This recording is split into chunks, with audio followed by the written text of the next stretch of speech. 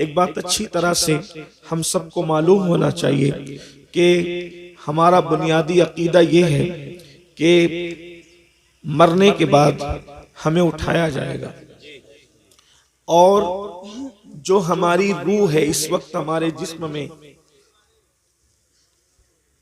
यही रूह होगी और जो जिस्म हमारा है यही जिस्म होगा। इसी रूह और इसी जिस्म के साथ अल्लाह पाक हमें उठाएगा। और ये सबक इतना बार बार रिपीट करवाया गया, इतना बार बार दोहराया गया, पूरे कुरान में इतनी बात किसी मसले के मुतालिक नहीं दोहराई गई जितना बासे बादल मौत, मरने के बाद उठने का और आखिरत का तस्करा किया गया। कुरान मुकद्दस का 70% हिस्सा इसी पर मुश्तमिल है, आखिरत पर, मरने के बाद उठाए जाने पर, हिसाब पर, जज़ा व सजा पर, जन्नत और जहन्नम पर, ताकि हमारा अकीदा मजबूत हो। और एक बात अच्छी तरह याद रखें, जिसके दिलो दिमाग के अंदर फिक्र आखिरत होगी, तसव्वुर आखिरत होगा, वो इंसान कभी भी जमीन के ऊपर करप्शन नहीं करेगा। इंसान जमीन के ऊपर किसी पे जुल्म नहीं करेगा, किसी पे ज्यादती नहीं करेगा, किसी के साथ बुरा सलूक नहीं करेगा। मेरे आका सल्लल्लाहु अलैहि वसल्लम के प्यारे दीवानों, दरअसल बात यह है, जमीन के ऊपर जितने जराइम है उसकी सबसे बड़ी वजह यह है कि जमीन के अंदर जाने को लोगों ने फरामोश कर दिया, तसव्वुर आखिरत को लोगों ने फरामोश कर दिया। इसीलिए आज अल्लाह अकबर, कत्ल भी पूरे शबाब पर है, कत्ल हो रहे हैं, ज्यादती हो रही है, सूद के धंधे हो रहे हैं, हराम कारोबार हो रहा है, हत्ता के जिना जैसा बदतरीन फेल हमारे माशरे के अंदर बढ़ता जा रहा है, नशे जैसी बदतरीन बीमारी हमारे समाज के अंदर जड़ पकड़ती जा रही है। इस्लामी मुआशरा के हवाले से जितने जलसे बढ़ते जा रहे हैं, जराइम उससे ज्यादा बढ़ते जा रहे हैं। नमाज पर जितनी गुफ्तगू हो रही है उतने बेनमाजियों की तादाद बढ़ती जा रही है। निगाहों के तकद्दुस पर जितनी गुफ्तगू हो रही है उतनी ही निगाहें आवारा होती जा रही है। रिस्के हलाल पर जितनी बातें हो रही है, हराम लोग उतना ही ज्यादा खाते जा रहे हैं। उसकी वजह क्या है?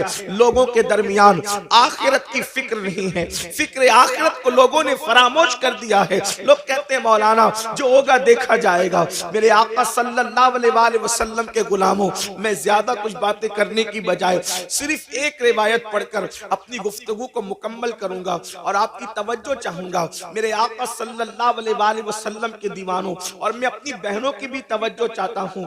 ये सबक है, इसको बार बार दोहराया गया है और दोहराने का हुक्म है।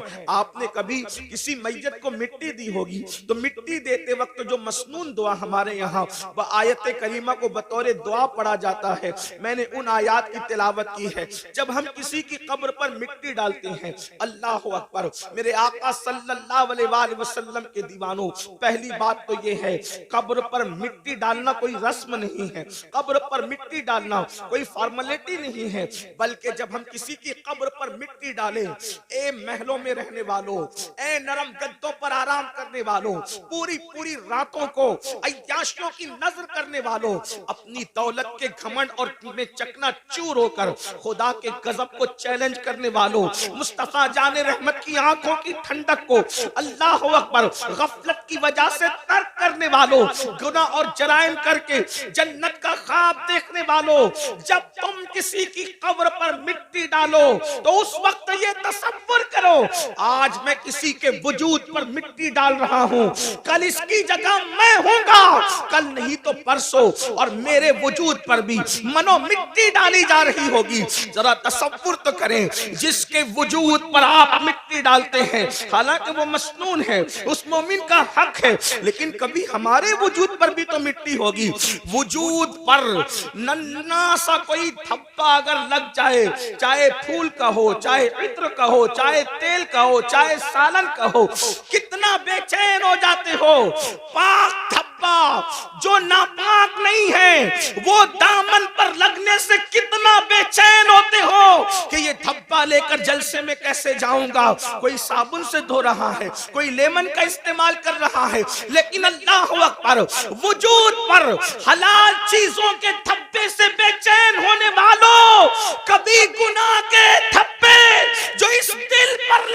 हैं, उससे भी बेचैन हुए हैं, उससे भी बेकरार हुए हैं, उससे भी मुस्तरिब हुए हैं। मुमकिन है कि जलसों में, महफिलों में, वलीमे की महफिल में, शादी की महफिल में, निकाह की महफिल में ये डब्बा लेकर के जाओ तो इंसान तुम्हारा मजाक उड़ा सकता है, लेकिन दिलों पर करोड़ों जराइम के धब्बे लगा रखा है। फरिश्ते और अल्लाह के नेक बंदे दिलों से नफरत कर रहे हैं। खुदा कलाम नहीं फरमाएगा, खुदा निगाह रहमत नहीं फरमाएगा। अल्लाह अकबर, क्या बनेगा उस वक्त हमारा। अल्लाह अल्लाह, जब हम पहली मिट्टी मुट्ठी भर के मिट्टी डालते हैं तो कहते हैं मिनहा खलकनाकुम, इसी पर इंसान का गुरूर चकनाचूर हो जाना चाहिए। लोग कहते हैं मैं सरदार हूं, मैं मुखय्यर हूं, मैं अदीब हूं, मैं खतीब हूं, मैं डॉक्टर हूं, मैं इंजीनियर हूं, मैं वकील हूं। आप जानते हैं मोबाइल की रिकॉर्डिंग की गई कि सबसे ज्यादा दुनिया में इंसान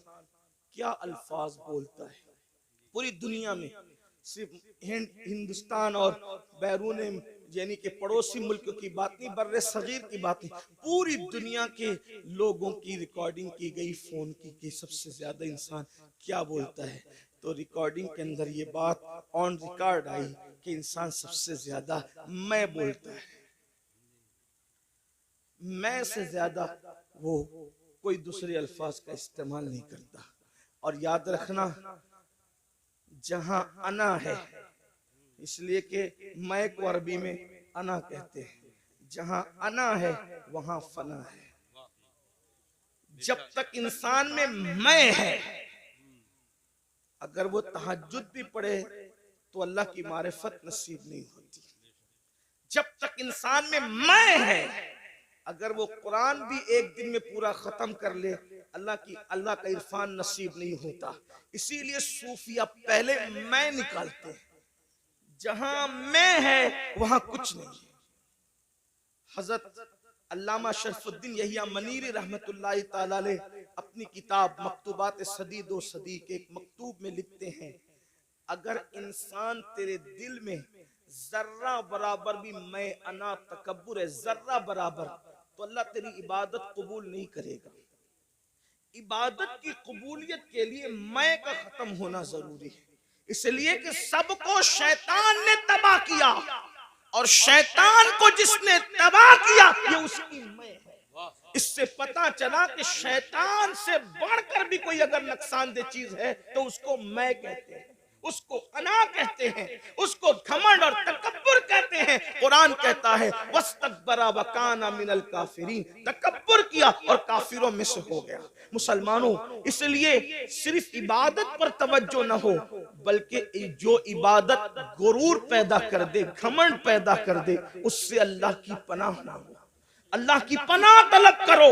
याद रखना, अगर दामन में तवज्जो करना, मैं सूफिया की बात कर रहा हूं, अल्लाह अकबर, अगर गुनाह करके निदामत है और अमल करके घमंड है, तो अमल करके घमंड से बेहतर गुनाह की निदामत है। ये बात अच्छी तरह याद रखना। आज बहुत सारे लोग, शायद वो अहले सुन्नत में नहीं है, अपने अमल पर नाज़ा है, दूसरों में और हम में फर्क यही है कि वो सिर्फ अमल पर नाज करते हैं और हम अमल करके अमल पर नहीं, जाने अमल मोहम्मदुर रसूलुल्लाह की निस्बत पे नाज करते। नारे तकबीर, नारे रिसालत, औलादे गौसे आदम।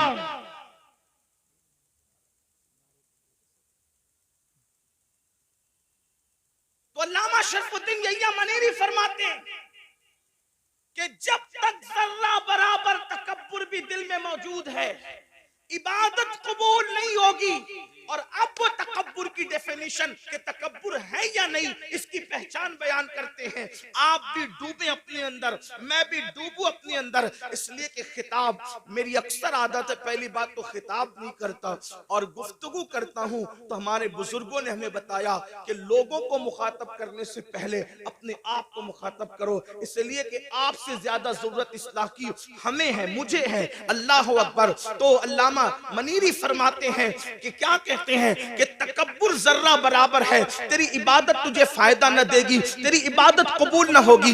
अब तकब्बुर और घमंड की जो है वो निशानी बयान फरमाते हैं कि एक इंसान पूरी दुनिया के इंसानों से अपने आप को हकीर समझ रहा है कि मैं सबसे हकीर हूँ, सबसे जलील हूँ। वाकई कह नहीं रहा है, समझ रहा है, इसलिए कि कहना और है, समझना और है। हम बार बार कहते हैं मैं सबसे ज्यादा हकीर हूँ, लेकिन किसी मकाम पर अगर हमें बैठने को अच्छी जगह ना मिले तो नाराज होकर महफिल से निकल जाते हैं। क्या हमारे लिए जगह भी ना थी?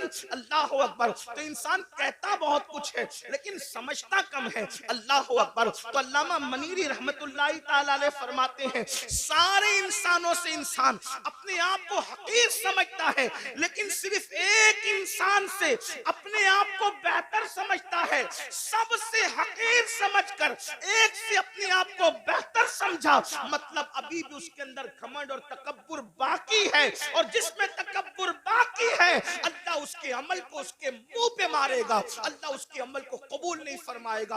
अपने मन में डूब कर बाजा सुरागे जिंदगी, तू अगर मेरा नहीं बनता न बन, अपना तो बन। तो पहली मुट्ठी भरकर जब हम किसी कब्र पर मिट्टी डालते हैं तो कहते हैं मिन्हा खलकनाकुम। उसका मतलब क्या है? घमंड वालों, तकब्बुर वालों, चाहे हुस्न का हो, चाहे इल्म का हो, चाहे दौलत का हो, चाहे नसब का हो, चाहे तकवा परहेजगारी का हो, कुरान कह रहा है इसी मिट्टी से तुम्हें पैदा किया गया है। मिन्हा खलकनाकुम, इसी मिट्टी से पैदा किया गया, तुम्हें तखलीक किया गया मिट्टी से। जिस इंसान को मिट्टी से बनाया गया हो उस इंसान को घमंड कैसे सेब देता है? उस इंसान को तकब्बुर कैसे सेब देता है? फिर उसके बाद हम दूसरी मिट्टी भर करके डालते, कहते हैं वफीहा नुईदुकुम, इसी में मिला दिए जाओ। उठाया मिट्टी से मिलाएंगे मिट्टी, और फिर वमिन्हा नुखरिजुकुम तारतन उखरा, तीसरी मुट्ठी भरकर जब हम मिट्टी डालते हैं तो कहते हैं आयत करीमा को बतौर दुआ पढ़ते हैं और फिर इसी मिट्टी से तुम्हें उठाया जाएगा। अब आज मेरी गुफ्तगू का जो उन्वान है हम कैसे उठेंगे, ये इस पर आपकी तवज्जो। जाना तो सबने कब्र में, हर आदमी अपनी अपनी अमल के मुताबिक जाएगा, जो जैसे जाएगा तैसे जाएगा। उठेंगे कैसे? तो एक हदीस पाक बड़ी तवील है, उसमें अल्लाह के रसूल सल्लल्लाहु अलैहि वसल्लम से पूछा गया कि या रसूल अल्लाह सल्लल्लाहु अलैहि वसल्लम, हमें कब्रों से कैसे उठाया जाएगा और किस हालत में उठाया जाएगा? अल्लाह के हबीब अलैहिस्सलातु व तस्लीम से जब पूछा गया कि हमें किस तरह उठाया जाएगा और हम कैसे उठेंगे अपनी कब्र से, हजरत सैयदना मुआज इब्ने जबल रदी अल्लाह तबारक व तआला अन्हु का सवाल था। आपने सवाल किया आका कैसे उठेंगे? तो अल्लाह के हबीब अलैहिस्सलाम ने कहा ए मुआज, तूने बहुत मुश्किल सवाल किया मुझसे, और उसका जवाब देने से पहले तवज्जो करना, उसका जवाब देने से पहले सैयदुल आलमीन कायदुल मुरसलीन आलिमे माकाना वमा यकून इतना रोए कि रोते रोते दाढ़ी भी आंसुओं से तर हो गई और हुजूर के कपड़े भी आंसुओं से तर हो गए। सवाल क्या था? आका कब्रों से हम कैसे उठेंगे, किस हालत में उठेंगे, किस शक्ल में उठेंगे, किस अंदाज से उठेंगे? तो अल्लाह के हबीब अलैहिस्सलाम पर उस कब्र से उठने की कैफियत जब हुजूर को याद आई कि उम्मत कैसे उठेगी, हुजूर इतना रोए सल्लल्लाहु अलैहि वसल्लम कि आपकी दाढ़ी आंसुओं से तर हो गई, कपड़े आंसुओं से तर हो गए, और फरमाया तूने मुश्किल सवाल किया और फिर जवाब दिया ए मुआज, जब मेरी उम्मत कब्र से उठेगी तो वो 12 सूरतों में उठेगी, 12 शक्लों में उठेगी। कब्र से उठने वालों की 12 पोजीशन होगी। अब यहाँ तवज्जो के साथ सुने, हदीस मुकम्मल होगी, बात भी पूरी हो जाएगी। अब इन 12 में हम किसके अंदर है जरा उस पर तवज्जो करना। मैं नहीं कहूंगा कि आप किसमें है, मैं किसमें हूँ, ये किसमें है, वो किसमें है, नहीं, बहुत हो चुका मेरे भाइयों। मैं कहता हूँ तू सुधर, तुम कहते हो तू सुधर। ये तू और तू के अंदर मामला खराब है। हमें ये सोचना है कि मैंने संवरना है, मेरी कब्र के अंदर मैंने अकेले जाना है, अपनी कब्र से मैंने उठना है। मेरे भाइयों, यहाँ सारी चीटिंगें चल जाएगी, रियाकारियां चल जाएगी, मक्कारियां चल जाएगी, सब चल जाएगा, लेकिन वहां कुछ नहीं चलेगा। सब मामला वहां पीवर है। अल्लाह अकबर। अब मेरे और तुम्हारे नबी, गैब दा नबी सल्लल्लाहु अलैहि वसल्लम क़यामत का मंजर पेश पेश कर रहे हैं। कब्रों से उठना तो है ना भाइयों, कब्रों में जाने पर भी यकीन है, कब्र से उठने पर भी यकीन है। अब मेरे और तुम्हारे सच्चे नबी सैयदुल आलमीन गैब दा नबी सल्लल्लाहु अलैहि वसल्लम फरमाते हैं 12 किस्म के लोग होंगे कब्र से उठने वाले, यानी 12 पोजीशन में लोग उठेंगे, 12 अंदाज में लोग उठेंगे। अब मेरे आका अलैहिस्सलाम पहले शख्स के बारे में फरमाते हैं, अल्लाह अल्लाह, हजरत सैयदना मुआज बिन जबल रदी अल्लाह ताला ने अर्ज किया, हुजूर बताएं ना कि कैसे कैसे लोग उठेंगे। तो अल्लाह के हबीब सल्लल्लाहु अलैहि वसल्लम इरशाद फरमाते हैं, एक टोला कब्र से उठेगा, यानी पहला ग्रुप कब्र से निकलेगा। कब्रों से जो पहला टोला और ग्रुप निकलेगा, आका इरशाद फरमाते हैं ना उनके हाथ होंगे ना उनके पैर होंगे, यानी कब्र से निकलते वक्त, यानी कब्र में जब दफन होंगे तो उनका पूरा वजूद सही सलामत होगा, लेकिन जब वो अपनी कब्रों से उठेंगे तो उनके हाथ भी कटे हुए होंगे, उनके पैर भी कटे हुए होंगे। अल्लाह अकबर।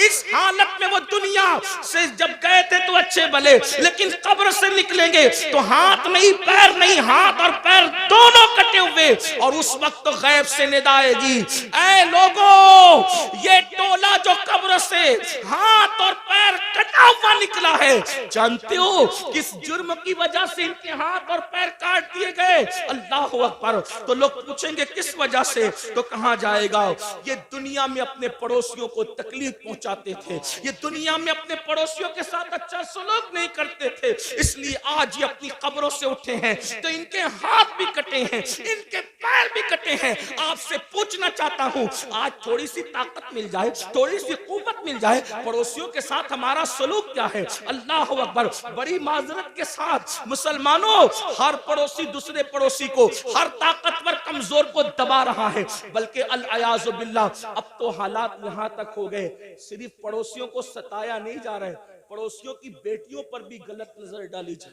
उनकी बहुओं पर भी अगर वो कमजोर है तो गलत नजर डाली जाती, गरीब है तो उनकी आबरू का सौदा करने की कोशिश की जाती है। मुसलमानों सोचो तो सही, अंजाम क्या है? ये दुनिया है, दुनिया में कोई रोके ना रोके, कोई टोके ना टोके, कोई जो चाहे जिस तरह चाहे कर ले, मगर कब्र है, आखिरत है। जरा सोचो तो सही, दुनिया में जिसके हाथ नहीं उसका अंजाम क्या, दुनिया में जिसके पैर नहीं उसकी हालत क्या, लेकिन आखिरत में जो अल्लाह अकबर लंगड़ा और लूला कर दिया जाए, किस बुनियाद पर? पड़ोसियों को सताने की बुनियाद पर। आइए मैं तूल ना देते हुए सिर्फ एक दो रिवायत इस सिलसिले में आपकी खिदमत में पेश करूं। जानते हैं अल्लाह के रसूल अलैहि सलाम फरमाते हैं कि जिब्रील ने मेरे पास आकर पड़ोसियों के बारे में ऐसी ऐसी बातें करना शुरू की कि मुझे अंदेशा हुआ कि कहीं पड़ोसियों को विरासत में हकदार ना कर दिया जाए, पड़ोसियों को जो है इंसान के माल में शरीक ना कर दिया जाए। आका अलैहि सलाम इरशाद फरमाते हैं कि कोई बंदा पेट भर करके खाना खा के सो जाए और उसका पड़ोसी भूखा हो, आका फरमाते हैं वो कामिल मोमिन नहीं हो सकता। यहाँ तक आका फरमाते हैं कि पड़ोसी का हक ये है, जब तुम अच्छा खाना बनाओ तो थोड़ा सा पानी अपनी हांडी में बढ़ा लो ताकि वो खाना तुम अपने पड़ोसी को भेज सको।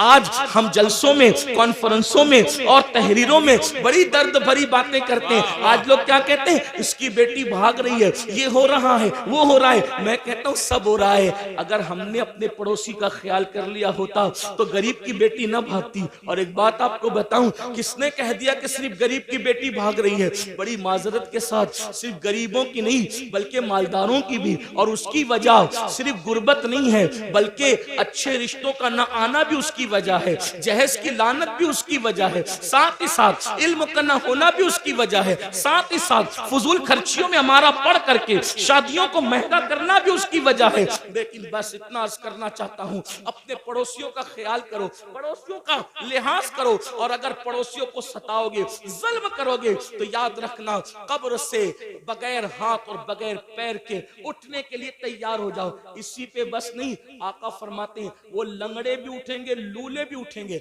और उनको मुंह के बल घसीटते हुए जहन्नम में ले जाया जाएगा कि तुमने पड़ोसियों पे जुल्म किया था। एक बात पड़ोसियों के मुतालिक और रस करूं आपसे, आज पड़ोसियों के साथ अच्छा सलूक हमारा नहीं। कल लोग जब घर खरीदने जाते थे तो देखते थे कि मुसलमान रहता है कि नहीं रहता है पड़ोस में, और लोग मुसलमान के पड़ोस में रहना पसंद करते थे। और आज लोग मुस्लिम मोहल्ले में रहना पसंद नहीं करते। क्यों? सबसे ज्यादा कचरा और घान अगर किसी इलाके में होगी तो मुस्लिम मोहल्ले में। नंगे बच्चे चड्डी पहन करके गाली गलौज कर रहे होंगे तो मुसलमानों के मोहल्ले में रात के 3-3 बजे तक के झगड़े फसाद की आवाज आ रही होगी तो, और टीवी का आवाज जोर से हो रहा होगा तो मुसलमानों के मोहल्ले में। हद है, जिस मजहब ने डिसिप्लिन सिखाया आज उस मजहब के मानने वाले डिसिप्लिन से दूर है और दूसरों ने हमसे सीख लिया और हम कोरे हो गए। ये रोना है, कोई डिसिप्लिन हमारी जिंदगी में नहीं। मुसलमानों सोचो तो सही, हम कहाँ हैं? हमें इससे निकलना है।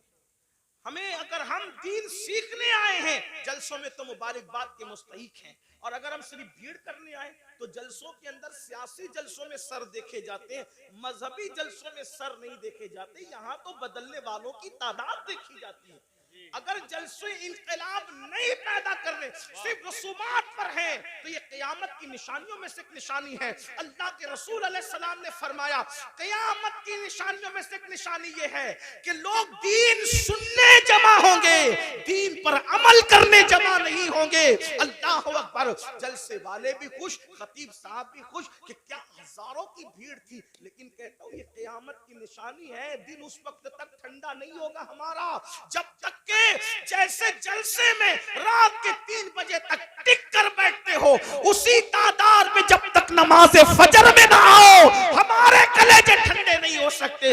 इसलिए कि सरों को गिनकर सियासी लीडर तो खुश हो सकते हैं, मजहबी लोग इससे खुश नहीं। हाँ, शुक्र जरूर है कि आप आ गए, अल्लाह का शुक्र है, शुक्र करते हैं, लेकिन कितने लोग अमल करते, कितने लोग तब्दील होते हैं?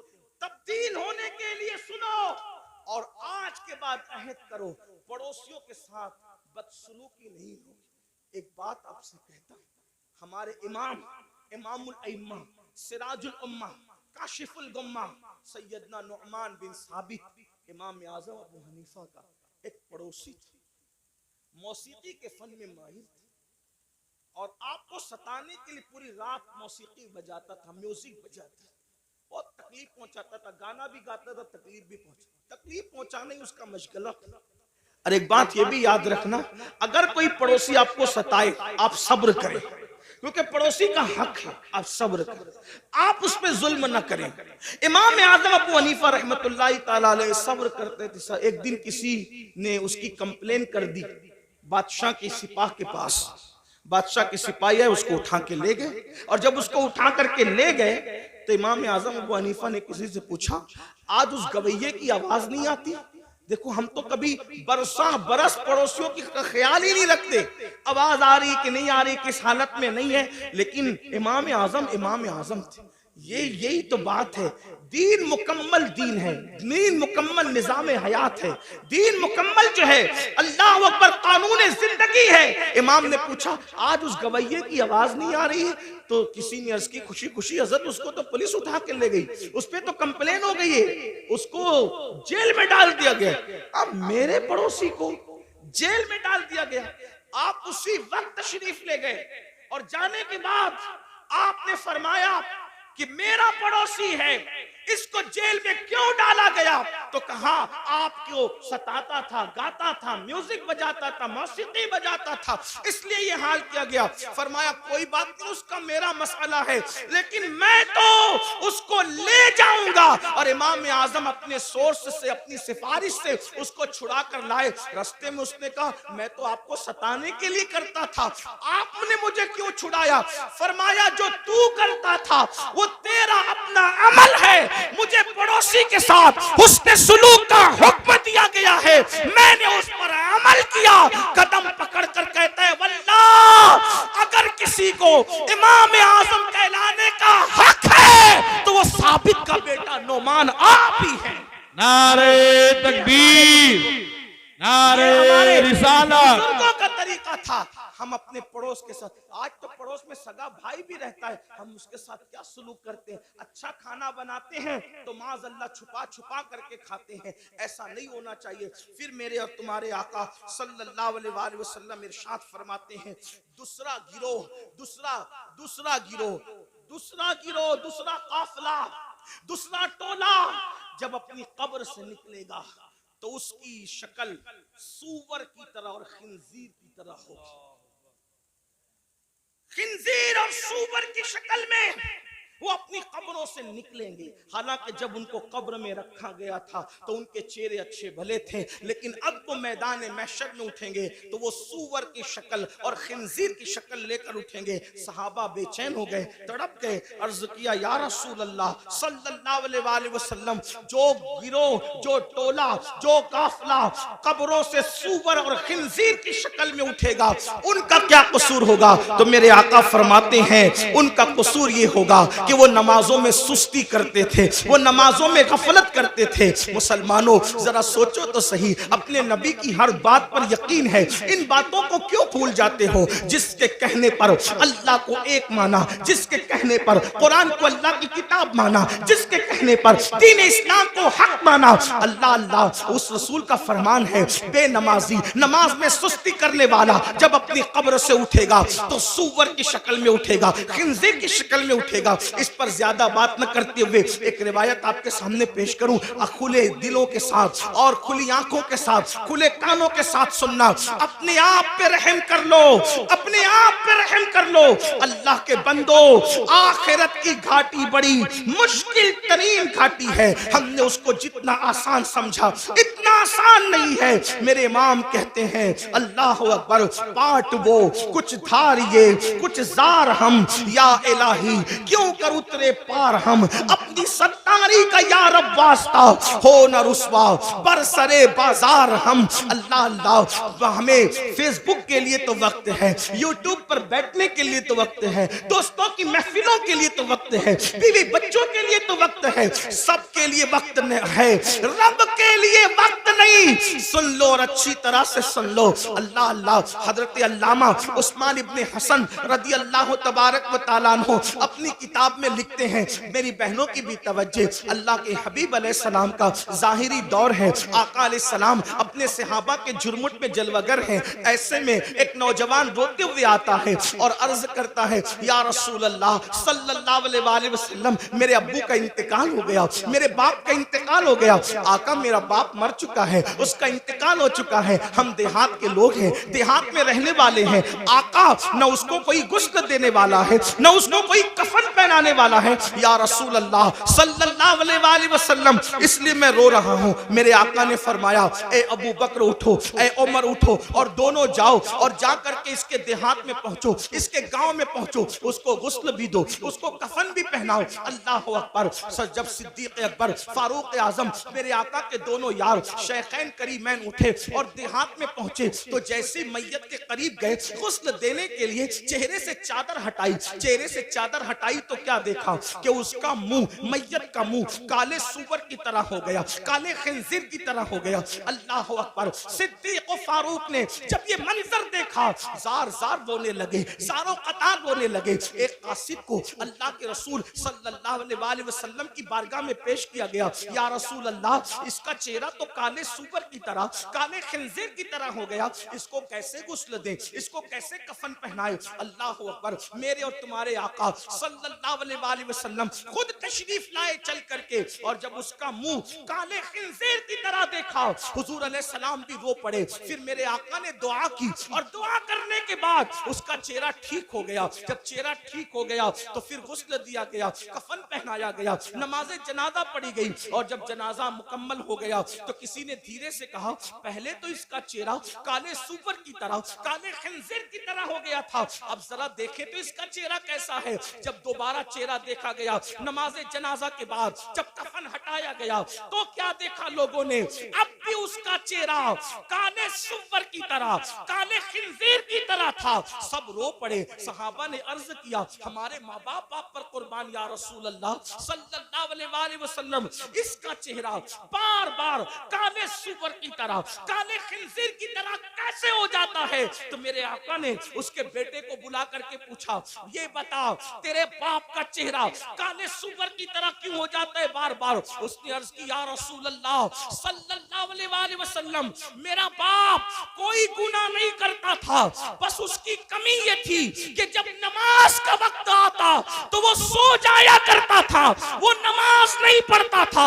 तब मेरे आका ने इरशाद फरमाया, लोगों ध्यान से सुनो, जो नमाज में सुस्ती करेगा वो अपनी कब्र से इस हालत में उठेगा कि उसका मुंह काले सूअर की तरह होगा, काले खिंजीर की तरह होगा।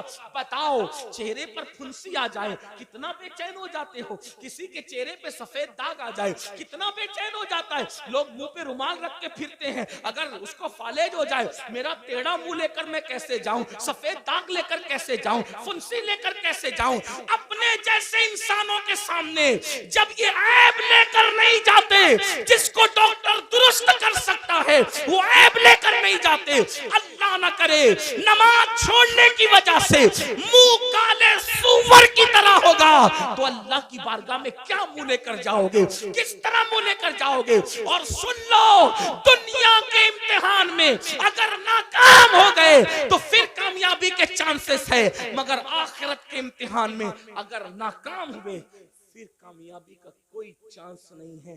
पहली और आखिरी मर्तबा मौका मिलेगा, क्या तैयारी की उसके लिए? नहीं, हमें टाइम निकालना होगा। बड़ी माजरत के साथ एक बात और आपसे कहूं, आज मेरी कौम के दिमाग में एक खप्त है, नहीं हम तो गौस पाक के मानने वाले, हम तो गरीब नवाज के मानने, हम तो आला हजरत के मानने, हम तो शाह बरकतुल्लाह के मानने, तो हमें क्या होगा? हमने तो जिना करके भी जन्नत ही मिली, हमने तो नमाज छोड़ के भी जन्नत ही मिली, हमने तो पूरी जिंदगी कुरान को हाथ नहीं लगाया, तो क्योंकि हम मानने वाले कितने बड़ों के, जितने बड़ों के मानने वाले उनकी बड़ाई में मुझे कोई शक नहीं। लेकिन एक बात जरूर कहता हूं, जब नूह अलैहिस्सलाम का बेटा जहन्नम में जा सकता है, सुल्बी बेटा, और कुरान फिर उसका नसब भी काट करके ऐलान करता है लैसा मिन अहली, कभी आपकी औलाद से न रहा। तो जब सगे बेटे का नसब कट सकता है तो फिर नाम लेवाओं का रिश्ता, निस्बतें क्यों नहीं कट सकती? वो शख्स गौस पाक का कैसे हो सकता है जो नमाज नहीं पढ़ी? क्योंकि गौस पाक कह चुके कि बेनमाजी मरे तो उसे मुसलमान के कब्रिस्तान में दफन मत कर। मैं लोगों को कहता हूं, कुछ लोगों को बुरा भी लगता है, लेकिन मुझे लोगों का ख्याल कम है। हम लोग कादरी बन गए, चिश्ती बन गए, नक्शबंदी बन गए, सहरवर्दी बन गए,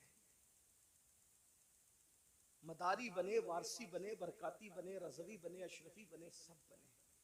अब से पूछता हूं, सच बताना, अपने ईमान वाले दिलों पे हाथ रख के, क्या सच्चे मुसलमान भी बने हम? अपने आप से पूछो, आज सब बने?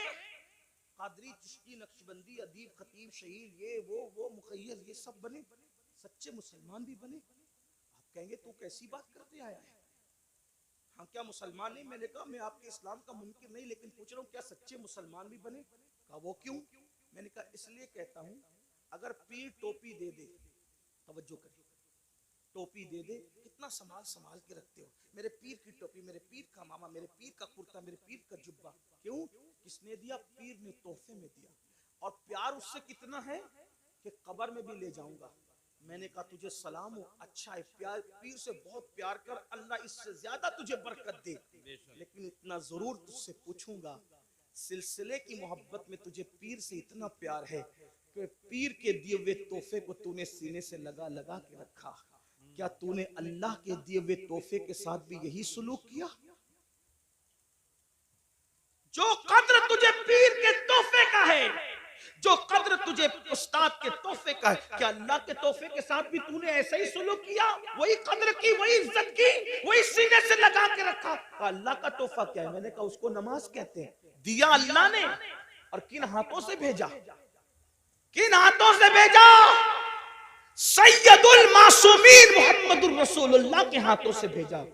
जिस कौम को पीर के तोहफे की कद्र हो और अल्लाह के तोहफे की कोई कद्र न हो, तो फिर वो कौम सच्ची मोमिन कैसे हो सकती, कामिल मोमिन कैसे हो सकती है? गौर कीजिए, ध्यान दीजिए और सुन लो, किसी और की निगाह में मुसलमान बनने वाला जन्नत में नहीं जाएगा, जन्नत में उसी ने जाना है जो खुदा वो रसूल की नजर में मुसलमान है। अपने आप के बारे में जो भी तराश खराश लो, इंदल्लाह जो मोमिन है, इंदर रसूल जो मोमिन है, जन्नत उसी के लिए है। इस खुशफहमी में मत रहना कि सिर्फ सुन्नी कहला करके जन्नत मिल जाएगी। सुन्नी कहलाना और है, सुन्नी बन जाना और है। सिर्फ सुन्नी कहलाने वालों को जन्नत नहीं मिलेगी, सुन्नी बन जाने वालों को जन्नत मिलेगी। और याद रखना, अल्लाहु अकबर, हमारे बुजुर्गों ने तो नवाफिल भी तर्क नहीं किया, सुन्नते गैर मौकेदा भी तर्क नहीं किया, और हम फराइज छोड़ बैठे हैं। अल्लाह अकबर। आपको बताओ, गौर करो, आका अलैहिस्सलाम ने अपने खानदान के लोगों को देखो, खानदान रसूल है। कोई खानदान बहैसियत खानदान रसूलुल्लाह के खानदान के बराबर नहीं हो सकता। हुजूर सैयदी अशरफी मियां रहमतुल्लाहि ताला अलैह अक्सर एक शेर कहा करते थे, कहते थे, कोई हो मुत्तकी आलिमो जाहिद जमाने में, मगर आले मोहम्मद के बराबर हो नहीं सकता। आप फरमाया करते हो, तवज्जो फरमाए, खानदान नबूवत है। और इमाम अहले सुन्नत नबी के खानदान के बारे में कहते हैं, आबे तत्हीर से जिसमें पौधे जमे, उस रियाज़े निजाबत पे लाखों सलाम। खूने खैरुर रसूल से हैं जिनका खमीर, उनकी बेलोस तीनत पे लाखों सलाम। रसूलुल्लाह के खून से जिनका खमीर बना है, आबे तत्हीर से जिसमें पौधे जमे, वो नबी का खानदान। तवज्जो करें, उस खानदान रिसालत को रिसालत माप ने फरमाया, ए बनु हाशिम, अमल करना, अमल। तवज्जो करें, अल्लाह के रसूल अपने खानदान के लोगों को कह रहे हैं, अमल करना, अमल। कहीं ऐसा ना हो कि लोग अमल लाए और तुम सिर्फ नसब लाओ। फिर आका ने फरमाया, ए बनु हाशिम, जिसको अमल ने पीछे कर दिया उसको नसब कभी आगे नहीं कर सकता, इसलिए अमल करना। रसूलुल्लाह की इस नसीहत को खानदान के लोगों ने कैसे सीने से लगाया, अल्लाह अकबर, कि रसूलुल्लाह के खानदान में फिर कोई भी आपको बेअमल नजर नहीं आएगा। मैं बेअमल की बात कर रहा हूँ, बदअमल तो दूर की बात है। इसलिए कि एक है बाअमल, एक है बेअमल, एक है बदअमल। रसूलुल्लाह के खानदान में बदअमल तो बहुत दूर की बात है, बेअमल भी तुम्हें कोई नजर नहीं आएगा। देखो नबी के खानदान को देखो, पूरी पूरी रात अगर सजदे में गुजारने वाली मदीने में कोई खातून मिलती है तो वो कोई और नहीं है, वो मेरे नबी की शहजादी सैयदा मखदूमा फातिमा की जात है। और जब रात पूरी होती है तो नमाज मुकम्मल करके हसरत के साथ सर को सजदे से उठा के कहती है, ए अल्लाह, तूने रात इतनी छोटी बनाया कि तेरे महबूब की बेटी फातिमा दिल खोल के सजदा भी ना कर सकी। अल्लाह अकबर। उसके बाद देखे, घोड़े की एक जीन पर एक कदम रखकर दूसरे जीन पर कदम रखने से पहले जो पूरा कुरान मुकम्मल करता है वो कोई और नहीं है, वो मेरे नबी के खानदान का फर्द, रसूलुल्लाह का भाई हमजा, दामाद पैगंबर, खातिमे विलायत, फातिह खैबर, अबुल हसनैन, मौलाए कायनात सैयदना अली मुर्तजा की जात है। किसी ने कुरान इस तरह पढ़ा, बाबा कुरान पढ़ते हैं घोड़े की सीन पर एक कदम रखकर दूसरा कदम रखने से पहले। और शहजादों की क्या शान है, सर कटने के बाद जो नेज़े पे कुरान पढ़ते हैं वो किसी और खानदान का फर्द नहीं, वो मेरे नबी का नवासा सैयदना इमाम हुसैन की जात है, इमाम आली मकाम की जात है। मेहराब में, मिंबर पे, मस्जिदों में आपने हर खानदान वाले से कुरान सुना, लेकिन नेज़े पे जिसने कुरान पढ़ा वो सिर्फ मेरे नबी का खानदान। 40 साल तक इशा के वुजू से फजर की नमाज जहां हो रही है वो कोई और नहीं, वो मेरे नबी के खानदान का शहजादा, जिसे दुनिया सरकार गौसे आजम के नाम से जानते हैं। 70 साल तक कभी ना सोकर रात और दिन जागकर इबादत करने वाला, 90 लाख को कलमा पढ़ाने वाला, वो किसी और खानदान में नहीं मिलेगा, वो मेरे नबी के खानदान में है, जिसको मोइनुद्दीन अजमेरी गरीब नवाज कहा जाता है। जब जिक्र करते हैं तो आप इतनी कसरत से करते हैं कि आपके जिक्र को सुनकर परिंदे भी जाकिर हो जाते हैं। ऐसा जाकिर आपको किसी और खानदान में नहीं मिलेगा, वो मेरे नबी का शहजादा हजरत शाह बरकतुल्लाह इसकी बेमी महरेरवी रहमतुल्लाह अलैह की जात है जिसके जिक्र ने परिंदों को जाकिर बना दिया। ये खानदान नबूवत का अमल है। इमाम ज़ैनुल आबिदीन का नाम ज़ैनुल आबिदीन नहीं है बल्कि उनका नाम है अली इब्न हुसैन। ज़ैनुल आबिदीन उनका लक़ब है, लक़ब। और ज़ैनुल आबिदीन क्यों कहते हैं? क्योंकि रोजाना तकरीबन 300 रकअत और कभी 700 रकअत नफिल नमाज पढ़ते थे। लोगों ने कहा ये आबिद नहीं है बल्कि ये ज़ैनुल आबिदीन है। आबिदों कसरत सजदा की वजह से आपकी पेशानी पर सजदे का निशान पड़ गया। एक तो ये कि जो लोग गलत सजदा करते हैं उनकी पेशानी पे निशान आता है, और एक तो ये जो कसरत से सजदा करते हैं उनकी पेशानी पर भी निशान आ जाता है। लेकिन कितनी 300 रकअत के बाद, 700 रकअत के बाद, और मैं जहां से पढ़ रहा हूं इसको मेरे इमाम अहले सुन्नत ने लिखा कि आपकी पेशानी पर निशान सजदा कसरत सजदे की वजह से।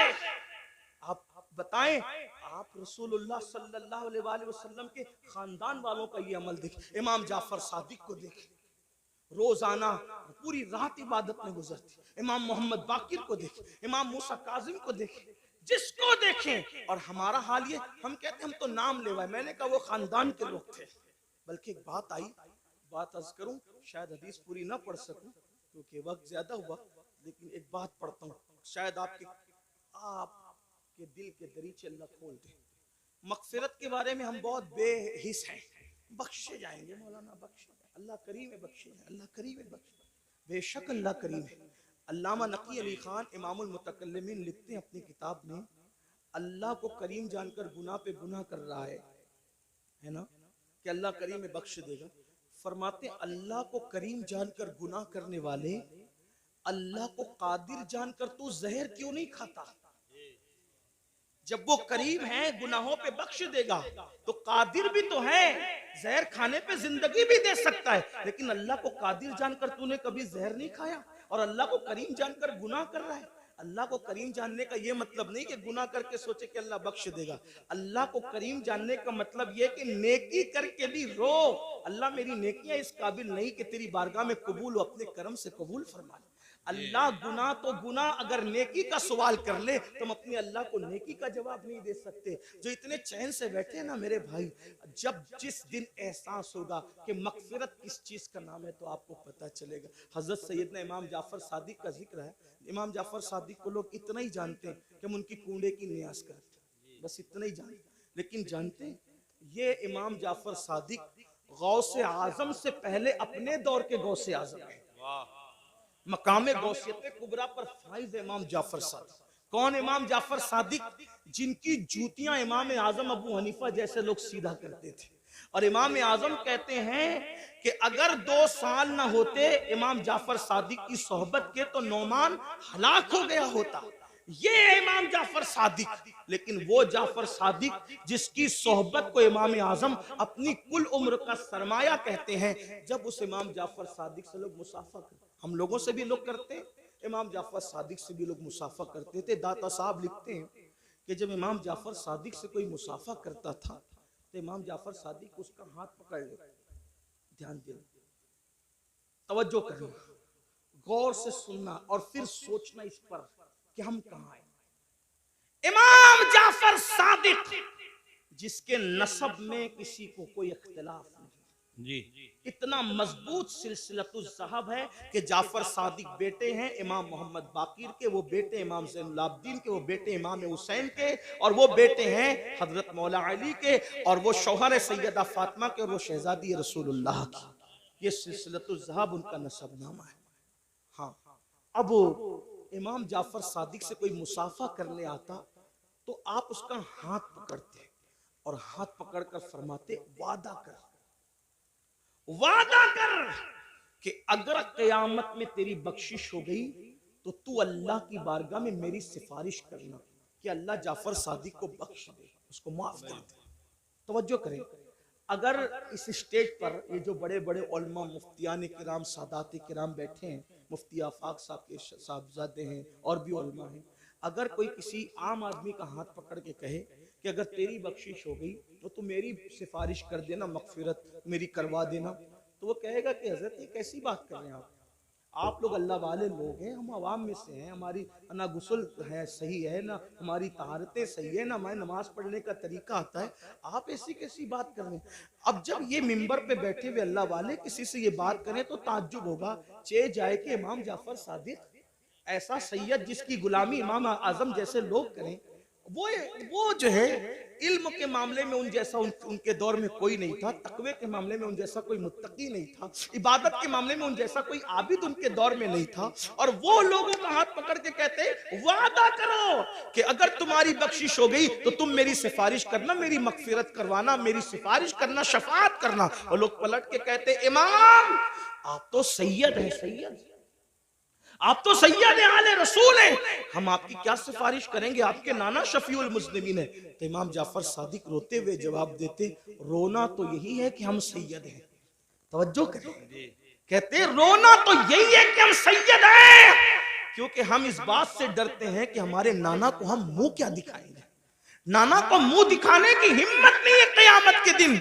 ये हाल है उनका जिनकी सियादत पर, इमामत पर, क़यादत पर, तकवा पर, ज़ुहद पर पूरी उम्मत का इत्तिफाक है। वो क़यामत के दिन से इतने लर्जा बरअंदाम है। और यहाँ जिन्हें गुस्ल भी नहीं आता, वुजू भी नहीं आता, जुमा की 2 रकअत पढ़ के मस्जिद से ऐसे भागते हैं जैसे स्कूल से छुट्टी होने पर स्कूल के बच्चे भागते हैं, ये हालत है। और उसके बाद हम जन्नत के ठेकेदार बने, मौलाना हम जन्नत में न जाएंगे तो कौन जाएगा। बड़ी माजरत के साथ वहां फिर देखा जाएगा कि क्या होगा, और वहां पछताने से काम नहीं चलेगा। आज ले उनकी पनाह, आज मदद मांग उनसे, फिर न मानेंगे क़यामत में अगर मान गया। आज रातों को जाय करने वालों, आज रातों को फजूल गुजारने वालों, वक्त को बर्बाद करने वालों, ये जिंदगी का कीमती सरमाया अल्लाह ने पहली और आखिरी मर्तबा दिया है। खुदा के लिए इसको जाय न करो, इसको फजूल बर्बाद न करो, वरना मौत की बात पछताना होगा। मौत के बाद सिवाय पछताने के कुछ हाथ नहीं आएगा। लेकिन उस दिन का पछताना, अल्लाह अकबर, कोई फायदा न देगा। उसके बाद मेरे और तुम्हारे आका सल्लल्लाहु अलैहि वसल्लम फरमाते हैं, कुछ लोग ऐसे होंगे, अल्लाह अकबर, जब वो अपनी कब्रों से उठेंगे, ये तीसरा ग्रुप है, ये तीसरा टोला है जो अपनी कब्रों से उठेंगे।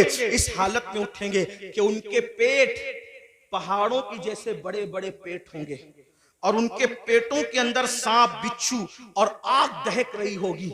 साहबा ने पूछा, आका वो कौन होंगे? सरकार अलैहिस्सलाम फरमाते हैं, ये वो लोग होंगे जो दुनिया में ज़कात अदा नहीं करते थे, ज़कात नहीं देते थे, बड़े बड़े पहाड़ों की तरह पेट लेकर के उठेंगे। आज लोग ज़कात भी नहीं देते पूरी पूरी, और फिर कोई पैसा लेके भाग जाता है, कोई चोरी कर ले जाता है, माल डूब जाता है, आग लग जाती है, कहते हैं हमारा नुकसान हो रहा है, नुकसान हो रहा है। याद रखना, जो पूरी पूरी ज़कात अल्लाह के लिए निकाल दे, मेरे आका फरमाते हैं उसका माल अल्लाह के किले में महफूज हो जाता है, उसके माल की हिफाजत हो जाती है। फिर चौथे ग्रुप के बारे में मेरे और तुम्हारे आका सच्चे नबी सल्लल्लाहु अलैहि वसल्लम ने फरमाया कि जो चौथा ग्रुप कब्र से निकलेगा उसके मुंह से खून बह रहा होगा, और खून लेकर के वो निकलेगा। साहबा ने पूछा, आका जिनके मुंह से खून बह रहा होगा वो कौन लोग होंगे? आका इरशाद फरमाते हैं, जो अपने वादों को तोड़ देते थे, वादा खिलाफी करते थे, वो उनके मुंह से खून बह रहा हो। आज मैं समझता हूं कि शायद वादा खिलाफी को गुनाह भी नहीं समझते लोग। देखें, हालांकि मेरे आका अलैहिस्सलाम ने फरमाया, मोमिन और मुनाफिक में फर्क ये है कि मोमिन जब वादा करता है तो पूरा करता है, और मुनाफिक वादा करता है उसको पूरा नहीं करता, तोड़ देता है। कितने वादे करते हैं, अल्लाह से वादा किया उसका ख्याल नहीं, पीर से वादा किया उसका ख्याल नहीं। आइए वादे की वफा के हवाले से एक हदीस सुने की रिवायत। अल्लाह अकबर, अभी ऐलान नबूवत नहीं हुआ, ऐलान नबूवत से पहले अल्लाह के रसूल अलैहिस्सलातु व तस्लीम बाजार गए। बाजार जाने के बाद अल्लाह के हबीब अलैहिस्सलाम को एक शख्स ने कहा, यहाँ रुको, मैं अभी आता हूँ। उसने कहा, रुको, अभी आता हूँ। और आका ने उससे वादा कर लिया, ठीक है, जब तक तुम नहीं आओगे मैं यहीं ठहरूंगा, यहीं रुकूंगा। और उसके बाद वो शख्स गया और जाकर के भूल गया कि मैं किसी से वादा करके आया हूं या वादा लेकर आया हूं कि मैं अभी आता हूं। और उसने वादा कर लिया कि ठीक है, तुम्हारे आने तक मैं रुकूंगा। फिर क्या हुआ, 3 दिन गुजर गए। 3 दिन के बाद जब वो शख्स आया तो अल्लाह के रसूल वहीं पर मौजूद थे। उसने पूछा आप यहाँ? फरमाया तुमसे मैंने वादा किया था कि जब तक तुम नहीं आओगे मैं यहीं रुका रहूंगा, इसीलिए मैं यहाँ रुका रहा। और फिर मेरे आका ने न उससे लड़ाई की, न झगड़ा किया, न उसको डांटा, बल्कि सिर्फ एक जुमला कहा, ऐ शख्स तूने मुझे मुशक्कत में मुब्तला कर दिया, तूने मुझे तकलीफ में मुब्तला कर दिया। ये ऐलान नबुव्वत से पहले का वादे का वफा करना था। जब मेरे आका ने नबुव्वत का ऐलान किया तो यही वाकया उस शख्स के ईमान लाने का सबब बन गया कि जो शख्स इंसान से किया हुआ वादा उसके साथ बेवफाई नहीं करता वो झूठा नहीं हो सकता, वो सच्चा है। तो जो वादे के खिलाफ करे, आज तो ये भी होता है कि किसी लड़की से प्यार की बात की, मोहब्बत की बात की, अफेयर की बात की, रिश्ते की बात की, और फिर का तेरे साथ शादी करेंगे, और फिर शादी के नाम पे उसका शबाब लूट लिया, उसके साथ ज़िना कर लिया, उसके साथ सारी रंगरेलियां मना ली, सारा खेल कूद कर लिया, और उसके बाद का अब तेरे साथ शादी नहीं करेंगे क्योंकि तो इस काबिल नहीं है, तेरे अंदर ये ऐब है, ये ऐब है, ये ऐब है। याद रखना, किसी पे जुल्म करने वालों अच्छी तरह याद रखना, पहली बात तो अफेयर करना जायज न था, पहली बात तो नाजायज ताल्लुकात करना जायज न थे, पहली बात तो किसी लड़की से दोस्ती करना जायज न थी, और अगर की थी और वादा किया था अल्लाह अकबर तो ज़िना और उसके साथ तन्हाइयां जायज न थी। अल्लाह अकबर, अब उसका शबाब लूट कर उसमें ऐब निकाल कर उसको छोड़कर ऐसे भागते हो जैसे फूलों का रस चूस करके भौरा भाग जाता है, दोबारा उधर का रुख नहीं करता। तितलियां फूलों का रस चूस कर दोबारा उधर का रुख नहीं करती। किसी के शबाब से खिलवाड़ करके, किसी के हुस्न से खिलवाड़ करके, किसी की आबरू से खिलवाड़ करके फिर उसको छोड़कर नए शिकार की तलाश में जाने वालों, जानबूझ करके किसी की आबरू के साथ सौदा करने वालों, सुनो, अल्लाह के हबीब अलैहिस्सलाम इरशाद फरमाते हैं, फकीह अबूल्लाह समरकंदी अपनी किताब में लिखते हैं कि अगर किसी ने किसी चिड़िया से भी खेलकर उसकी जिंदगी को खत्म किया होगा, किसी ने किसी चिड़िया की जिंदगी से खेला होगा, न खाने की हाजत थी, न शरई कोई मामला था, सिर्फ अपने नफ्स के लिए चिड़िया से खेला और उसको मार डाला, खेलते खेलते उसकी जिंदगी को खत्म कर दिया। आका फरमाते हैं वो मरी हुई चिड़िया जिसकी जिंदगी से तुमने खिलवाड़ किया था, जब कयामत का दिन होगा तो अल्लाह की अदालत में फरियाद करेगी, मौला आज अदल का दिन है, आज इंसाफ का दिन है, मौला मुझे अदल चाहिए, इस शख्स ने मेरी जिंदगी से खिलवाड़ किया था।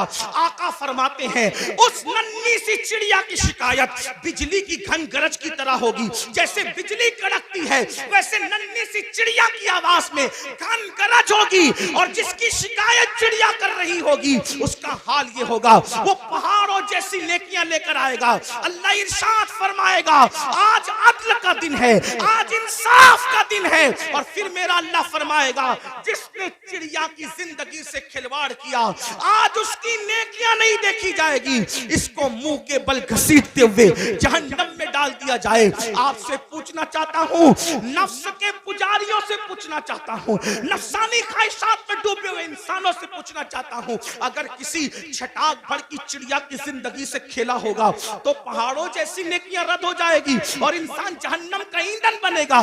जिसने लड़कियों की जिंदगी से खेला होगा, आबरू से खेला होगा, उसका अंजाम क्या होगा? अल्लाह के बंदो, ये दुनिया ही सब कुछ नहीं है, ये दुनिया की रंगरेलियां ही सब कुछ नहीं है, ये दुनिया के मजे और मस्ती सब कुछ नहीं है, ये दुनिया का ऐशो आराम सब कुछ नहीं है।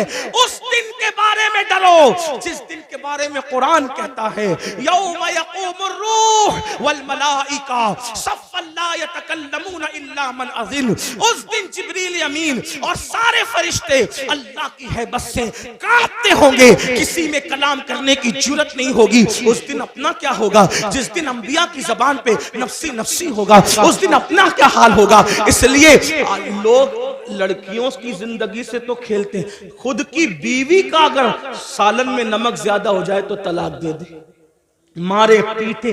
याद रखना, अच्छी तरह याद रखना, ये दुनिया है, यहाँ ऐश करने, आराम करने, जुल्म करने नहीं भेजा। कुरान कहता है अल्लदी खलकल मौत वल हयात लियब्लुवकुम अय्युकुम अहसनु अमला, कि अल्लाह ने जिंदगी और मौत को इसलिए पैदा किया कि अल्लाह तुम्हें आजमाए कौन थोड़ी सी जिंदगी को पाकर अच्छा अमल करता है। उसके बाद अब ये आखिरी बात तस करूंगा, इसके बाद बात पूरी कर लेंगे, इसलिए कि वो 12 लोगों का जिक्र करने जाएंगे तो शायद रात के 3 बजेंगे, और मेरी आदत है इससे पहले कि लोग जिक्र इलाही से उकता जाए हमें अपनी बात मुकम्मल करनी चाहिए।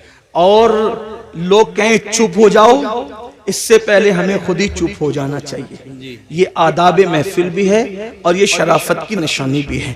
तो मैं इसी पे बात पूरी करूंगा, फिर किसी दिन मौका मिला इंशाल्लाह तो या तो आजकल तो बयानात यूट्यूब पर आते ही रहते हैं, किसी भी जगह मुकम्मल हो जाएगी तो आप तक पहुंची जाएगी इंशाल्लाह। ये 5वीं बात है, लेकिन इसको ध्यान से सुनो, और ये आखिरी बात है आज की महफिल।